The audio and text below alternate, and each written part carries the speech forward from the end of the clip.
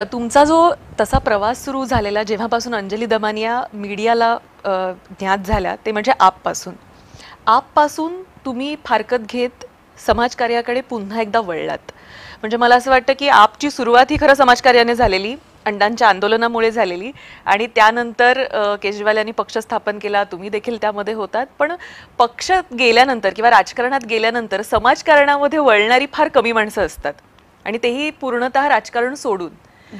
तर असा एक अपवाद आहे. त्यामुळे आणि ज्या पद्धतीने तुम्ही आता अण्णा आंदोलन करत नाहीयेत, पण आम्ही असं म्हणू शकतो की आजका अण्णा असं थोडासा पाहायला मिळतो. कारण हा आजका अण्णा आंदोलन वगैरे करत नाही, थेट जाऊन भिडतो.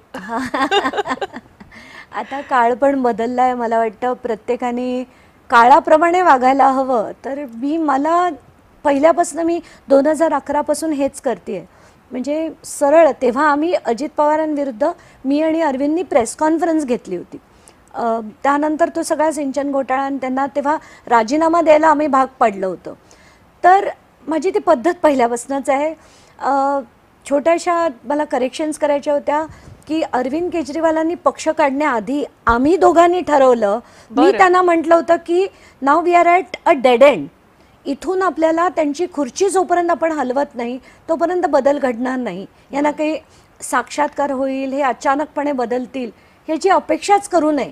म्हणून मी त्यांना सुचवलं होतं की आपण पक्ष काढूया. आणि आम्ही ब्रेन चाइल्ड नाही, माझं पण नाहीये. आमच्याबरोबर माझा एक कार्यकर्ता आहे भरत सरवडे नावाचा. आम्ही असं एकत्र बसून डिस्कस करायचो. तर त्याची ती कल्पना होती की नाही आपण काढायलाच हवा. आणि मी ते मांडलं त्यांच्या पुढे आणि आमचं खूप डिस्कशन झालं. अण्णांचा विरोध होता त्याला? अण्णांना तोपर्यंत मी काही बोललोच नव्हतो. आम्ही जेव्हा ठरवलं तेव्हा मला अजूनही आठवत आहे की सगळे आम्ही फाउंडर मेंबर्स आहोत आपचे. असं नाही की बाबा मी त्या पक्षात होते, आम्ही तो स्थापन केला. पण त्यातनं पुढे जे जे होत गेलं ते अतिशय चुकीचं झालं. कसं वाटतं आता? नाही, राग हॅव यू एव्हर इमॅजिन की हे असं टर्नआउट होईल? नाही, असं म्हणण्यापेक्षा त्यांना अमुक गोष्टी करायला लागल्या. त्याच्यातल्या काही गोष्टी योग्य होत्या, काही गोष्टी योग्य नव्हत्या. आता त्याच्यात जर आपण बघितलं की त्रास कसे कसे झाले तर डोनेशन्स आम्ही असं ठरवलं की पक्षाला फक्त आम आदमी पक्ष नाव, अशा त्या बॅनरवर 100-160 असे जे पिक्चर्स येतात ते नको. किंवा फक्त झाडू आणि आम आदमी पार्टी, कारण ही एक विचारधारा आहे आणि ती लोकांपर्यंत पोचवायची. एखाद्या ब्राह्मणाला आपण मुसलमान एरियामधनं तिथे निवडणूक लढवायला भाग पाडायचं का? कारण हे जे आहे ना की ती जी एरिया आहे व तिथली गणितं मग अमुक तमुक हे आपण बंद करू. तर ह्या ज्या सगळ्या विचारांनी आम्ही आलो. आणि त्याच्यात मग डोनेशन्सचा भाग जे मी म्हटलं तुला की आम्ही डोनेशन्स 20,000च्या वर असेल पॅन कार्ड नंबर सकट आम्ही आमच्या वेबसाईटवर टाकायचो. पण त्या सगळ्यांवर भाजप हळूहळू त्यांना सगळ्यांना इन्कम टॅक्सच्या नोटिसेस गेल्या. डोनेशन्स येणं बंद झालं. पक्षाला तर पक्ष चालवायला पैसा तर लागतो.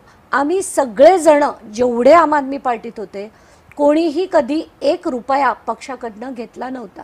आम्ही आमच्या घरचे पैसे घालायचो का? तर एक असं वाटायचं आपण काहीतरी मोठं आंदोलन वगैरे करतोय आणि त्याचाच हा एक भाग आहे. पण जेव्हा असे अटॅक्स झाले तेव्हा डोनेशन्स बंद झाली. मग त्यांना यानं त्या मार्गाने पैसा मिळवायला लागला. तो त्यांनी चुकीच्या मार्गाने घेतला म्हणून आमच्यासारख्यांना पटलं नाही आणि आम्ही त्यातनं बाहेर पडलो. पण अरविंद केजरीवाल यांच्यावर मधल्या काळात जे आरोप झालेले त्याकडे कसं बघता? तेच जसं मी आता म्हटलं की हा डोनेशन्स जर त्या योग्य मार्गाने येऊ दिली असती तर कदाचित अरविंद केजरीवालांनी हे केलं नसतं. तर पण त्याचं समर्थन करता येत नाही कारण याच्याच विरुद्ध आपण लढत होतो. म्हणूनच माझ्यासारखी लोक, असंख्य लोक त्यातनं बाहेर पडली. पण आताच्या घटकेला असं वाटतंय की दिल्लीतल्या शाळा म्हणा, हॉस्पिटल्स म्हणा, त्यांनी केलेले बदल म्हणा आणि त्यांच्यावर केलेली टीका, तेव्हा काय टीका व्हायची की दिल्ली बुडाली, पाण्याखाली गेली, एवढा कचरा साचला, एवढं हे झालं. पण त्यांना काही काम करू दिलंच गेलं नव्हतं. ते LG जे होते ते कुठचीही फाईल आली की ते अडकवून टाकायचे. तर त्यामुळे ते अमुक फ्रस्ट्रेशननी पण त्यांनी चुकीच्या गोष्टी केल्या. पण त्यांच्या घराचं समर्थन कोणीही करू शकत नाही. आणि म्हणूनच मी म्हणते की आपण जे बोलतो तसं वागलं पाहिजे. म्हणजे आपण म्हणालो की मी चौकामध्ये घेतलेली कॅबिनेटची बैठक ते नंतर बदललेलं स्वरूप. अगदी. आणि मग 8 लाखाचे पडदे हे त्याच्यातलं फार मोठी तफावत विरोधाभास. जेव्हा होत जाते, हां, ते फारच खटकतं आणि लागतं आमच्यासारख्या लोकांना तर नक्कीच. जसं मी मगाशी म्हटलं की राजकारणात गेल्यानंतर एखादी व्यक्ती समाजकारणाकडे वळेल असं फारसं म्हणजे पाहण्यात आलेलं नाहीये. Anjali Damania, you are one of the founder member of AAP. तर तुम्हाला असं वाटलं नाही का की बाबा हे इथं आपण जरा विचार केला होता काहीतरी नवीन बदल घडवण्याचा, हे नीट वर्कआउट झालेलं नाहीये, तर आता आपण आपल्या पद्धतीनं नीट वर्कआउट होईल असा एखादा पक्ष काढावा, असं नाही वाटलं का? इनफॅक्ट मी तर आता ह्याच्यानंतर नोव्हेंबरच्या निवडणुकीच्या रिझल्टच्या दुसऱ्याच दिवशी मी खरं विचार करून आम्ही ती पत्रकार परिषद पण घेतली की आपण महाराष्ट्रात एक नवीन पक्ष काढायला पाहिजे.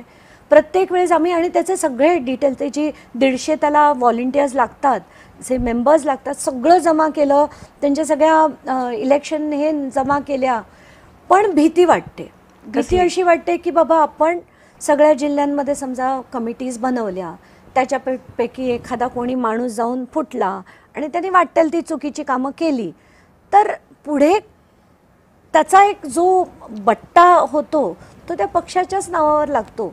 आणि ती एक भीती आहे की सगळेच तितके तत्वावर जगतील का, हा एक प्रश्न पडतो. म्हणून असं वाटतं करूया की नको अशी कश्मकश होते. म्हणजे अजून कश्मकश आहे, अजून विचाराधीन आहे. नाही, मी खूपदा विचार करते पण परत मागे हटते की नको, त्यापेक्षा आपल्याला जे झेपतंय तेवढं आपण लढू.